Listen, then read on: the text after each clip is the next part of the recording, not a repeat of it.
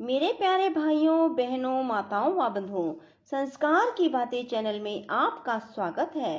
बंधुओं, आज नवरात्रि के तीसरे दिन मैं आपके लिए लेकर आई हूँ माँ चंद्रघंटा की कथा। बंधुओं, माँ दुर्गा की तीसरी शक्ति है माँ चंद्रघंटा, और तीसरे दिन माँ चंद्रघंटा की पूजा की जाती है। देवी का यह स्वरूप परम शांतिदायक और कल्याणकारी है। इसीलिए कहा जाता है कि हमें निरंतर उनके पवित्र विग्रह को ध्यान में रखकर साधना करनी चाहिए। उनका ध्यान इहलोक और परलोक दोनों के लिए कल्याणकारी और सद्गति देने वाला है। इन देवी के मस्तक पर घंटे के आकार का आधा चंद्र है, इसलिए देवी को चंद्रघंटा कहा गया है। इनके शरीर का रंग सोने के समान बहुत चमकीला है। इन देवी के 10 हाथ हैं। वे खड्ग और अन्य अस्त्र शस्त्र से विभूषित हैं। सिंह पर सवार इस देवी की मुद्रा युद्ध के लिए उद्यत रहने की है। इसके घंटे से भयानक ध्वनि से अत्याचारी दानव, दैत्य और राक्षस कांपते रहते हैं। नवरात्रि में तीसरे दिन इसी देवी की पूजा का महत्व है। इस देवी की कृपा से साधक को अलौकिक वस्तुओं के दर्शन होते हैं, दिव्य सुगंधियों का अनुभव होता है और कई तरह की ध्वनियां सुनाई देने लगती हैं।